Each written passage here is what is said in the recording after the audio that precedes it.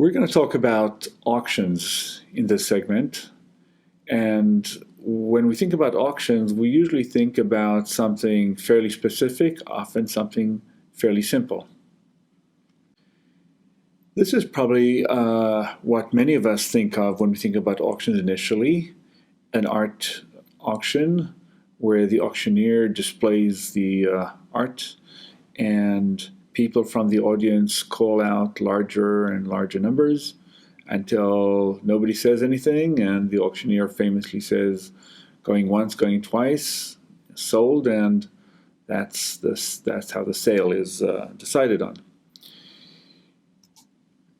Somewhat differently is this. What is this? Well, this is the flower market in Holland, just outside Amsterdam. And here every day, large number of flowers are trucked in and sold rather quickly because flowers are perishable.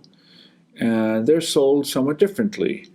There is a trading pit where the pallets of flowers are rolled in, and they are auctioned off rather differently. You see these large clocks in the background, and they have a special role. And what that is something to be discussed. Here's a very different kind of auction. These are auctions for the rights to use our electromagnetic spectrum.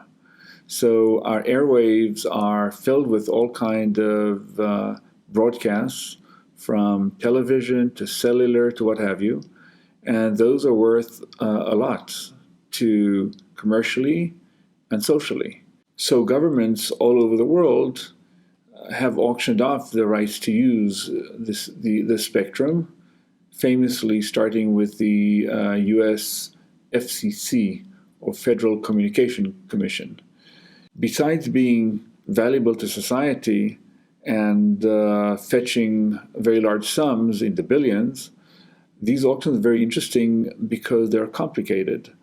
What's being sold here is not something as simple as a single piece of art or even a pallet of flowers. What's sold here are regions and frequencies. And so different regions in the country are different goods, and in each region one can broadcast at different frequencies. So that makes for a different kind of auction where both the design of the auction and the trading in the auction are non-trivial.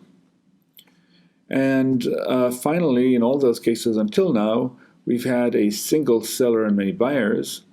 Here's a famous example. We have many sellers and many buyers. This is the NASDAQ, one of the many stock exchanges in the world. We have many buyers and many sellers of goods, and in fact these goods come in multiple units. If you wish to buy Google stock, then you can buy many such shares, and there are many others like you want to buy it, and many who want to sell it. So the way you design a two-sided exchange and the way you trade in it, and again, different from the simple single-sided auction we know. These are all examples of auctions. There are many other examples, and the theory about how to design and how to behave in auctions is very rich.